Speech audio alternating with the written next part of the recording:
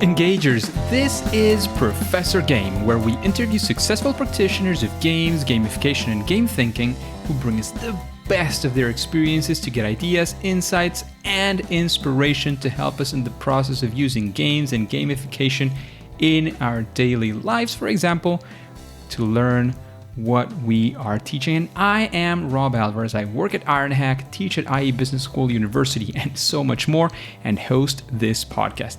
If you have an extra second, please go ahead and subscribe for free to our email list at professorgame.com/subscribe. Hello, Engagers. Welcome back to an episode of Professor Game Podcast. And today we have Trent with us. But Trent, before we kick off, are you prepared to engage? Yes.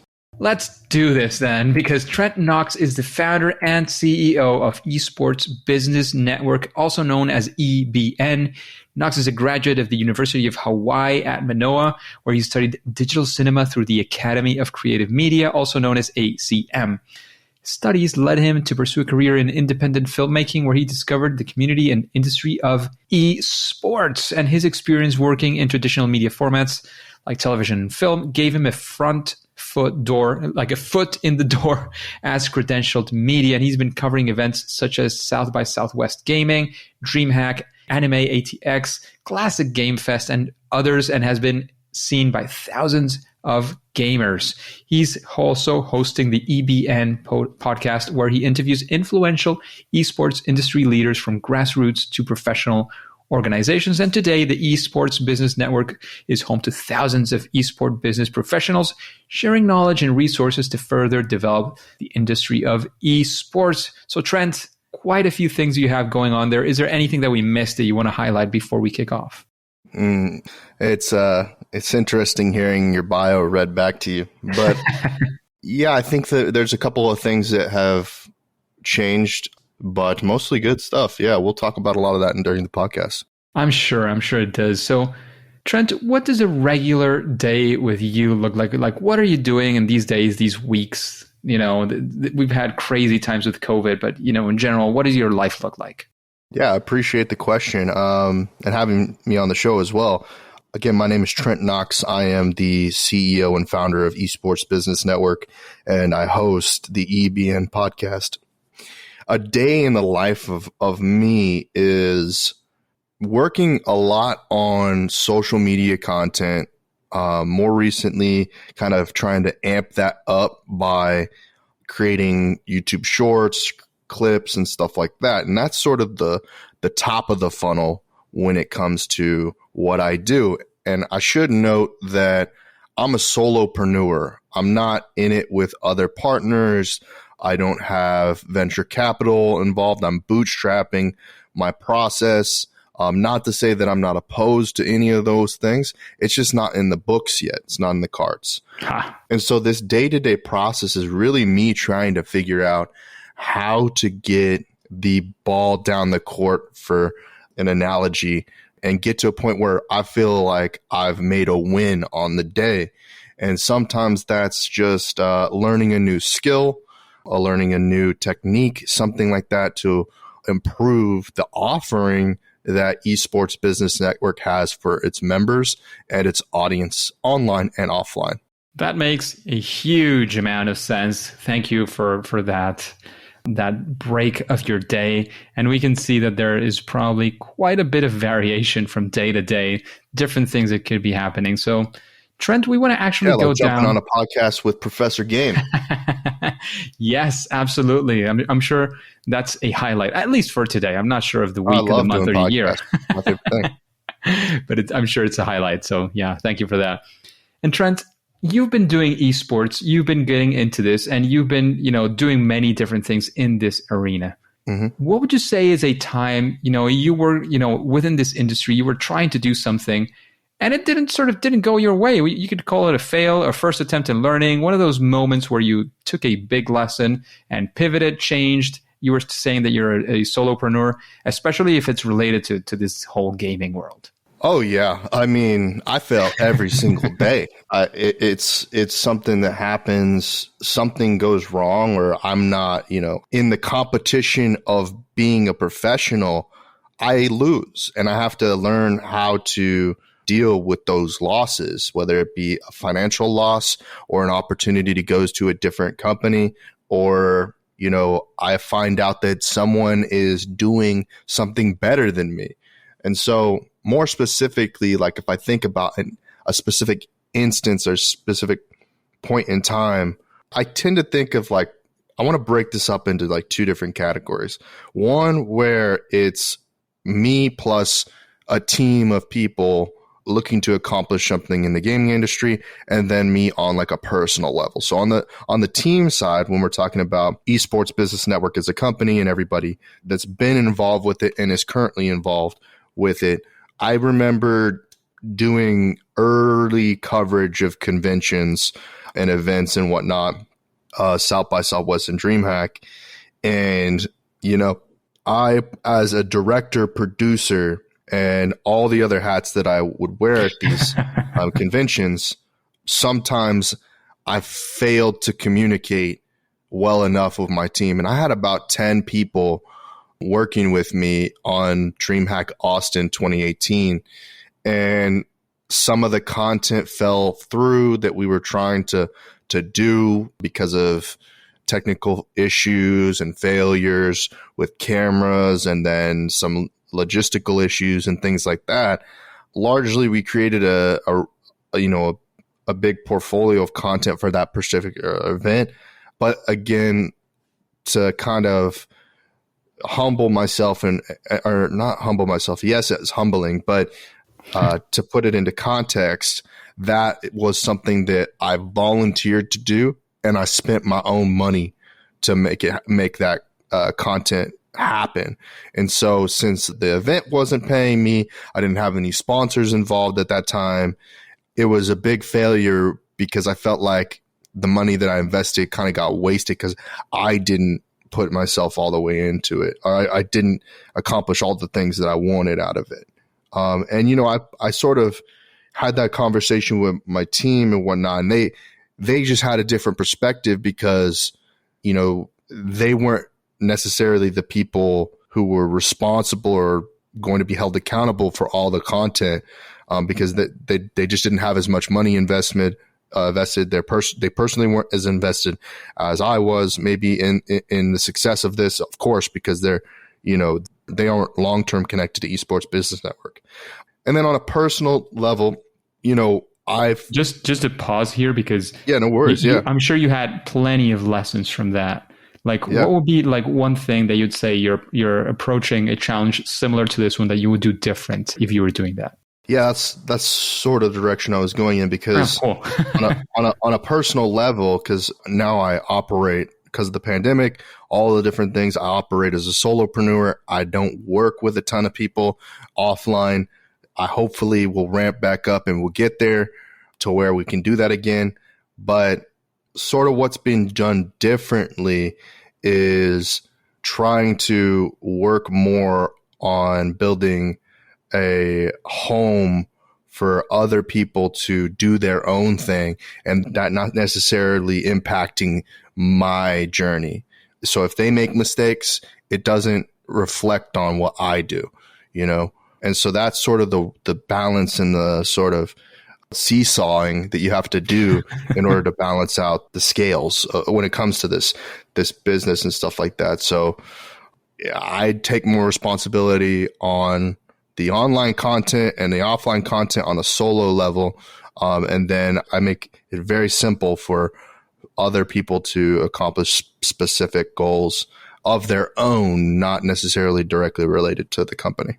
That makes a lot of sense. And the next question I was going to have is precisely on a big win, right? So a challenge you faced and something that you solved using your skills at filming, etc., for this esports business. And just to pause here as well, engagers, you're typically used to having game designers, gamification consultants, and so on. Today, we are having a different perspective. As you can see, Trent is not necessarily that profile, but he has very, very interesting insights into something that is very related, which are the esports. And that's why we're heading in that direction as well. So, Trent, taking that into account as well, we'd like to dig into a little bit more into the esports themselves. Like, what would you say has been some interesting challenge that you faced and you've achieved? One of those proud moments you want to talk to us about.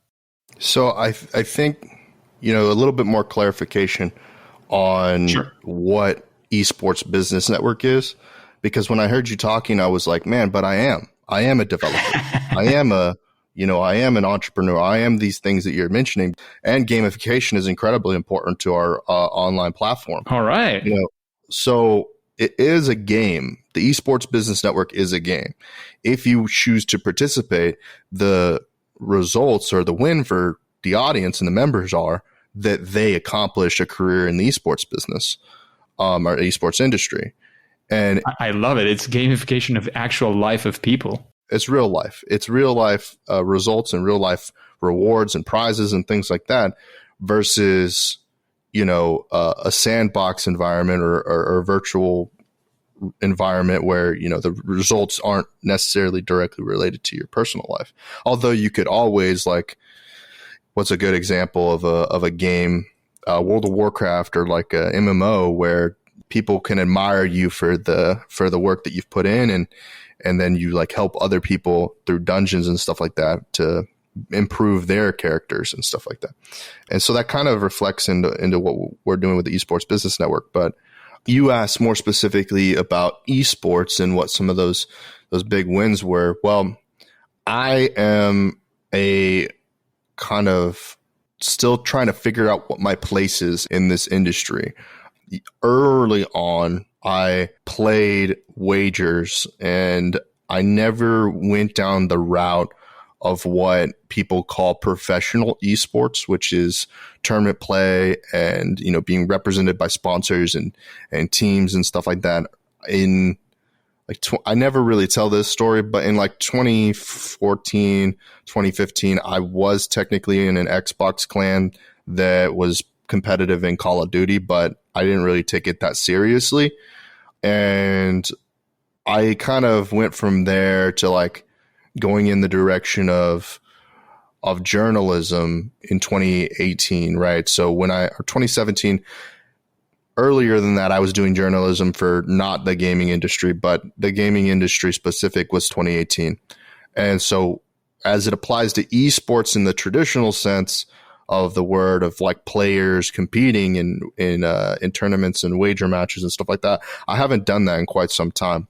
I'd recently got that question in our group, was like, are you still active in esports? And like, not in the player sense, but in like the back office, front office, that sort of sense, operations. Yeah, I'm still involved. I still create content. I still help teams find wins in their tournaments and create tournaments and stuff like that. I do that. And in that area, what would be like a big win? Of course, not as an esport player necessarily, but like in that area, or as well as you were saying before, you're also doing some gamification. That's exactly where I was just about to go.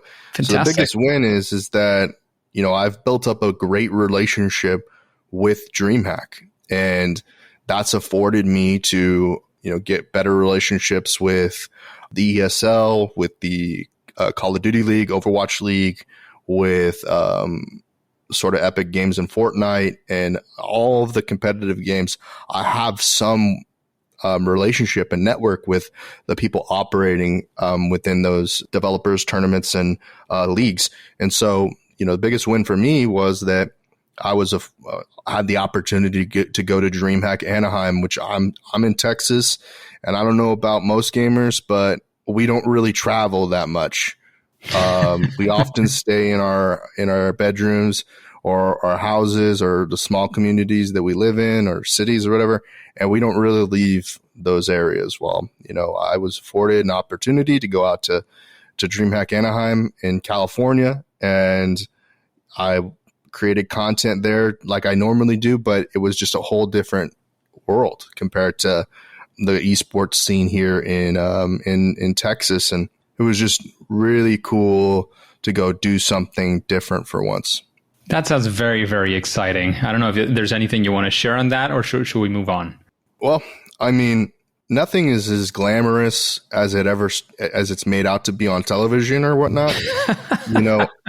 Los Angeles isn't as nices, you see on Twitch streams for viral streamers, or, in the photos on Instagram or whatever have you, YouTube videos. And, it's still a process to figure out exactly where this industry of esports and gaming is heading, because a lot of it is trying to find your community, your space, finding other people that enjoy doing what you do and sharing that with them, and them also sharing that with you. And so, it's still something that I'm still pursuing, trying to figure out exactly what is this, and how can we make it better. Fantastic. That sounds absolutely great. And Trent, we've been talking quite a few things now, and I'd like to know, if you were to recommend somebody to get into the esports industry, and you're still saying that you're figuring out where it's heading, maybe what's your position within it as well. But if somebody were to tell you today, Trent, you've been here for a while, I want to do something in the esports industry, how would you recommend them to go about it? Whether it's, probably not a player, but maybe a manager, somebody behind the scenes that has to do more with the roles that you've been heading. What would you recommend them? If he were your mentee or something like that, what would you tell him? Yeah, I wish I got this question more often than I do. As the Esports Business Network, we often, a good amount of the members are already operators. And so those that come into the space, for instance, I want to give someone a shout out that just joined the Facebook group. Her name is Vanessa. She's looking to be a FIFA player, and she's looking to get on a team and represent somebody. Well, I haven't been able to build a relationship with her that much yet to kind of help her, but I did send her, I did connect her with other people within the network that are female, really key opinion leaders and people who have influence in the industry to get her going in the right direction. But let's talk about more specifically, I think what you're asking is a person that is sort of new to the industry, or a novice individual, maybe that's a little bit younger and less seasoned when it comes to just working in general. And they often come into the community and they say, I want to be a player, or I want to be a coach, or I want to be a shoutcaster. And so you first thing is figure out exactly what that role that they want to be is, because on the other side, there's a dozen that come in and just say, I want to be in the esports industry, but don't really know anything about it. So then now you have to teach a whole nother thing, which is what opportunities are in the industry. Huh. And so when someone asks, more specifically, they want to be a shoutcaster, I start connecting them with other shoutcasters and then putting them in opportunity zones where they have to deliver. And if they don't deliver, then they're not adding anything to their portfolio or resume. And then time passes and they've never accomplished anything. So it takes a little bit of motivation and direction and drive in order to accomplish some of the goals. But if someone's coming in and asking us a question like that, they have to be ready to accept some guidance and help. Of course. That's exactly what people are looking for when they're doing that. You'd be surprised. Yeah. You'd be surprised how many people they just want you to give them something. There's so many people that also come in and just say, give me money for my esports team, or give me money so I can host a tournament, pay for my ticket to an event. And then really, what is the return on investment for the person that's mentoring them or providing them the opportunity? Very little. And so, for as many people that are seriously wanting help, there are as many that just want to take advantage of other people. I'd say probably even more in that sense. Regrettably, people that don't understand what they want to achieve, and that there is certain level of exchange in these in relationships in general, and what you're trying to establish there is definitely a relationship, Trent, as you were saying. Just a quick break before we continue with this episode.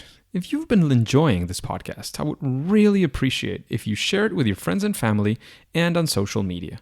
On Twitter, and Instagram, it's at RobAlvarezB and the hashtag ProfessorGame, all one word. And in Facebook, you can find the Professor Game page.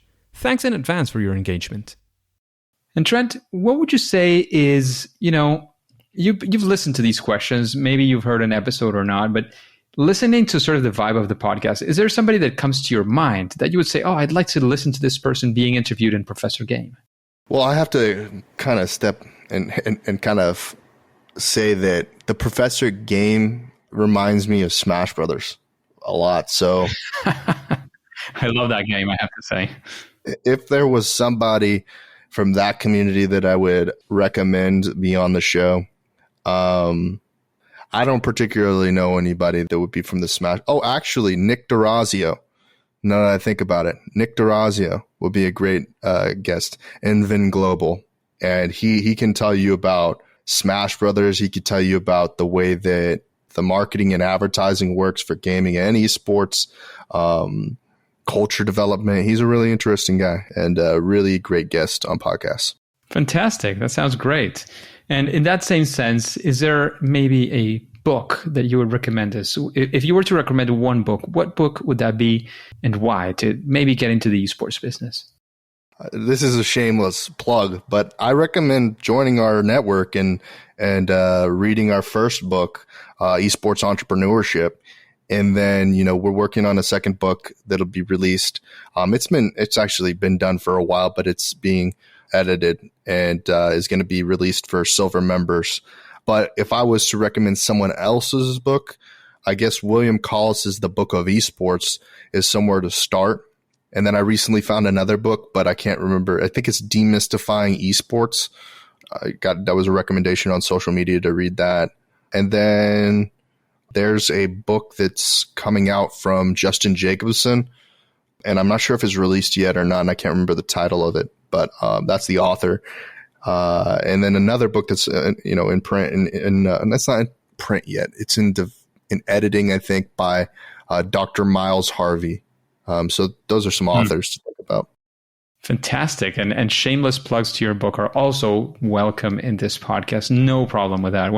We're happy to be helping out other people as well in the community. And if you were to say that there's something that is sort of your sweet spot, that thing that you do at least better than most other people, or what I like to call your superpower, what would that be?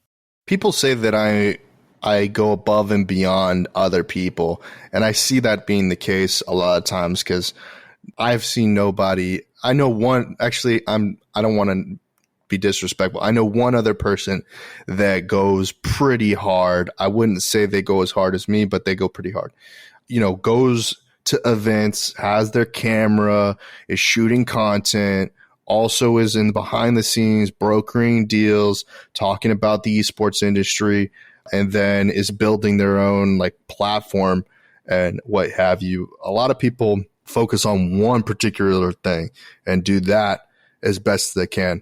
And sometimes what happens is they go too hard in that one thing, and then they have no way that they don't pivot well into another thing. And so I have, versatility, agile. I'm a hard worker, great work ethic. These are some of the things that people say about me. And, so I would just say I'm Superman. No, I'm kidding. I'm Batman. I'm a beast. But no, to be honest, I think it's just I work hard. That's what I do. Makes a lot of sense. And to be Batman or to be Iron Man, there's one thing that I don't know if you have as a superpower, but I definitely don't have it, is being an absolute quadrillionaire. Oh, yeah. I have that is almost a requirement, right? Yeah, that's true. Yeah. That reminds me, so you brought up Iron Man. I do want to recommend, this is sort of not even adjacent to the gaming industry, but there's a guy named Dan Locke. He's a entrepreneur, motivational speaker guy, and his favorite superhero is Iron Man, and he's a great guy. I mean, if you follow Dan Locke, it's DANLOK. You'll find a lot of value out of what he talks about, and he's a quadrillionaire. There you go. He's maybe building his own iron suit as well. Yeah. So here comes what many guests say is the most difficult question. And in your case, I think it'll not be an easy one either. What would you say, Trent, is your favorite game? I mean, I'd say the most time I've ever spent, like logged hours, is World of Warcraft. And then secondly, probably Call of Duty. And then third, hours spent would be Madden. And so of those three, probably just by the amount of time that I spent playing them, which I've actually not been playing that often recently, is World of Warcraft. So you got a leaderboard there. Yeah, for me, yeah, absolutely. But then it's sort of, I spend a lot more time now watching Twitch than I used to when I was like in college and whatnot. I don't like terrestrial television that much, or like over the top TV, like Hulu or Netflix or stuff like that. And so I tend to watch like live content because I feel like it's really directly connected, and like I feel like there's always something new or spontaneous going to happen that's going to be exciting. Yeah. And so my favorite game kind of sometimes aligns with what's popular in Twitch. So I'll end up playing Apex Legends because Shroud's playing it for a long time. Or I'll play, I never did this, but I watch a lot of the Rust content. I haven't ever played it before. I actually did start playing Fall Guys and Among Us for a while, but now I've kind of just like, if I play a game, it's like a really quick game on my mobile device, or like Smash Brothers on the Switch. Lovely games as well. I'm pretty stuck on mobile games lately, which I definitely was not before. But it's interesting because you always have it in your pocket, right? Yeah.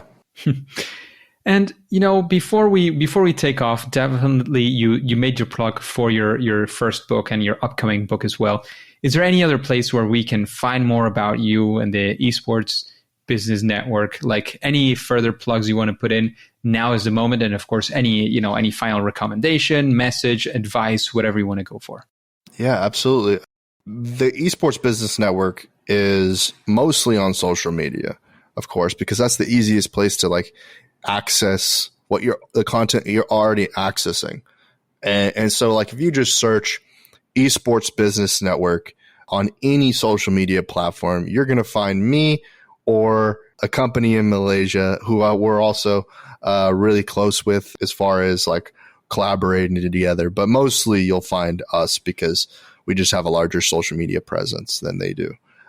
And yeah, so Esports Business Network on all the platforms, primarily LinkedIn, because we're a professional network. And so you're going to find most of the content that we share and whatnot, as far as our aggregated newsletter, basically is on our page on LinkedIn. You just go to linkedin.ebn.gg and you'll find that pretty easy. That's a subdomain, so don't put www before LinkedIn. And with that, well, of course, our platform, the www.ebn.gg, is where you'll be able to get a membership, and that'll connect you to other esports professionals in the industry, and also give you a exclusive role and access to additional channels on our Discord server, where you can introduce yourself to other members.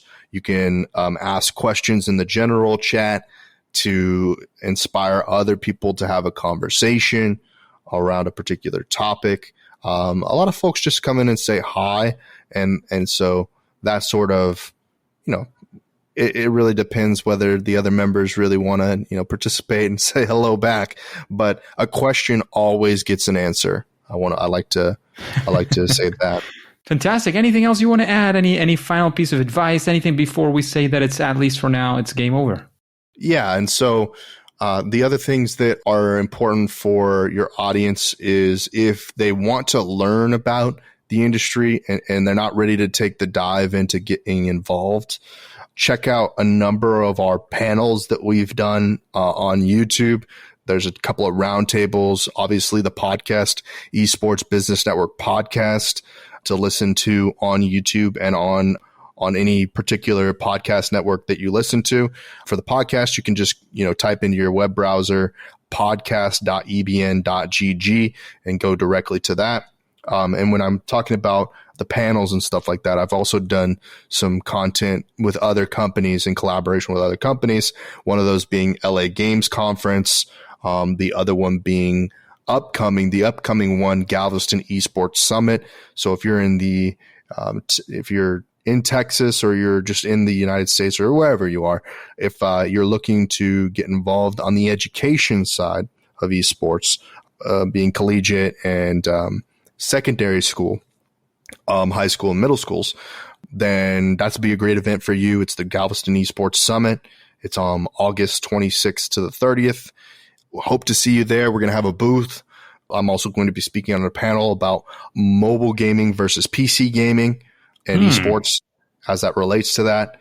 And yeah, so there's a lot of stuff going on. I could go on and on and on for another 30 minutes. Sounds absolutely fantastic. Thanks very much for investing this time in, again, here, producing some content, creating some content for this community of the engagers. Anybody from the Esports Business Network is definitely welcome in this community as well. However, at least for now, for this episode, for today, it is time to say that it's game over. Engagers, it's fantastic to have you around, and this podcast only makes sense with you. So let's connect on Twitter.